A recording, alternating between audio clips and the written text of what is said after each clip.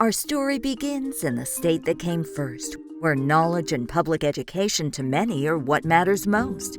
Nestled near the city of Wilmington was a little school that could. But a label they were given, a classification if you would. It was a huge hurdle, a challenge to accept, and one they did try. This is the story of the little school that could, who was identified with the acronym CSI. And just to be brief, to clarify that is, so our story can begin movement, a CSI school stands for Comprehensive Support and Improvement. I found out by Dr. Brummel coming over one afternoon, informing me that we were going to be a CSI school. I wasn't upset about hearing it. It kind of inspired me that, okay, now we have a new challenge. This is what we're going to be. This is, where we are and where we need to go. And that motivated me to kind of continue the work and figure out what we needed to do to move in a positive direction. Motivation and determination are two stepping stones on a path for success. But a middle school on its own, could it be done? Would it be done? Unless key educational groups working side by side, hand in hand, together in harmony, as it is said. A consortium made up of the Department of Education, Red Clay School District, and a nonpartisan research group called West End. The process as the school gets identified, you obviously look at the data, the metrics from accountability framework to determine the needs of the school, and then the state and the district come together in a collaborative form to develop a plan for school improvement. Many believe you must look at where you have been to truly appreciate where you are going. Numerous statistics and matrices had to be formulated to understand the student population to see where the cracks were showing. My job as a liaison is to meet at least monthly face-to-face with the school.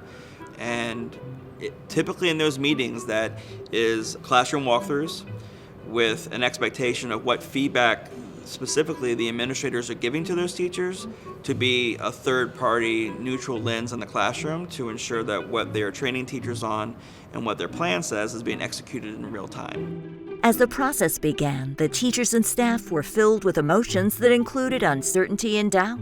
But as the principal wanted everyone to know, introspection is one part of what this process was all about. Each and every one was amazing, and their teaching efforts most definitely did show. But sometimes you must evolve in order for yourselves and the students to grow.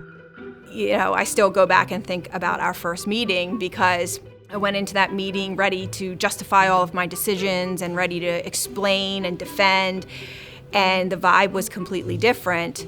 It was funny because a couple times during the meeting he was like, "Relax, it's okay, I'm here to support you." You feel frustrated sometimes because you work really hard every day to help kids learn and help them achieve more. And, it feels like sometimes when you get those labels, you feel like, we're working here really hard, and here we are at the bottom of the list. Teaching is a hard profession to begin with, let alone when you're a teacher in a CSI school. They have to really be teachers that are adaptable and excited to be part of a CSI school because the work is challenging. They kind of have to buy into the CSI process themselves.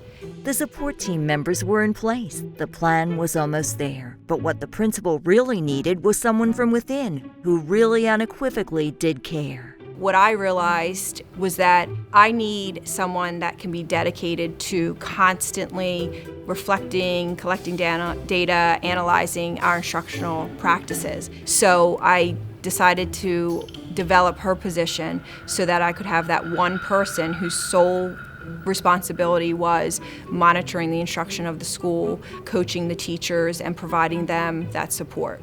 Teachers had already been working hard on improving test scores, and their initiatives were in place. But the truth is, the state scores were lackluster, a harsh reality for many teachers to face. So they shirked off that frustration, then denied any thought that hope was dead. That is because an improvement and turnaround framework was realized by the support group West End. As I'm able to meet with teachers every month and work with them and improve instruction, that addresses the instruction. So I'm looking for very specific things in their lessons. Talent development is all about coaching too, because we know that school change and improvement is not going to happen without any kind of professional development. we develop our talent in the building, whether that's through hiring practices, coaching, and improving the instruction that we have now. Then culture shift is also an important part. I think that in this building in particular, we've spent a long time working around discipline and not as much time and as much focus around academics. What is starting to happen, and I'm starting to see, and what I know will happen by the end of our 3-year school improvement process, that it matters that kids are performing and that they feel that it's important to be achieving in their classes. One important aspect of school improvement that all parties agreed was that of parent and family engagement, a piece that they surely did need. The research was proven, the studies were complete. With family involvement, students' educational achievement was far more elite. However, with many students from low-income homes or where English is not often spoken, a novel approach to this was needed, as well as a principal whose creative mind was wide open. Every parent wants their child to be successful, and I just started really thinking of, as I said, out-of-the-box ways. What I noticed with our open house night, I had a lot of parents that would come late and a lot of parents that would leave early. So I thought, how can we flip this? And I changed it where we provided dinner for the families, we provided childcare, and we provided some fun activities for the students, so they were excited to be there. And the feedback I got was phenomenal. The vision for this school was seen much more differently by the adults. For a grassroots and candid opinion, it must be the students who you also consult. When we talk with students and we take data, we talk about engagement, we talk about how interested they are in their classes. Are they able to work with their peers? Do they feel like they're being challenged in their learning? What they may say is that maybe from 6th grade to 8th grade, they're more interested in school, they're more interested in classes. It's better today because teachers are helping you more. I'm studying more, paying attention more often. I like this new approach better than how it was before. Now it's just like you can see how your students are. You can see if they're dealing with anything, if they feel like being in class, or if they just are struggling with the new topic. I've seen my test scores improving, and mostly my grades and stuff improving. Before, in other schools, I wouldn't be able to understand anything, and the teachers didn't really help me. But now, I can get help from anybody here.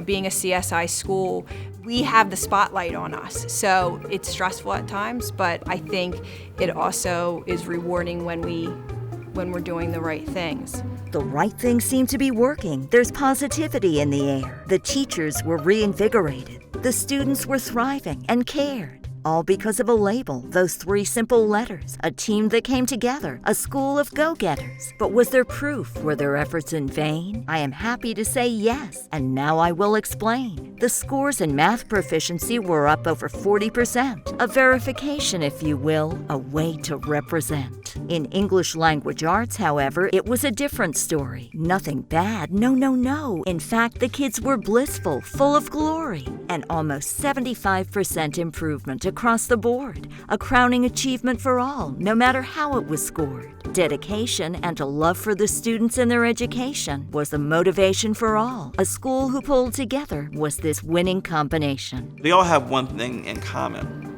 and that's what's best for kids. And once you have reached that point of understanding and expectation of a bunch of adults in the room that all come from a varying level of experiences and perceptions of life, once that's the commonality, it's the common sword that we're all willing to die on. It's about the needs of those students, it's about the needs of those teachers, and everybody in that room is focused on AI.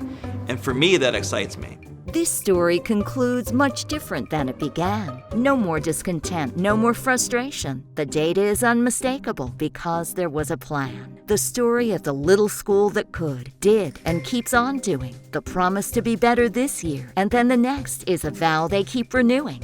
I can happily say the public educational system worked, though there'll still be naysayers. Just compare your problem to an onion and peel back the layer.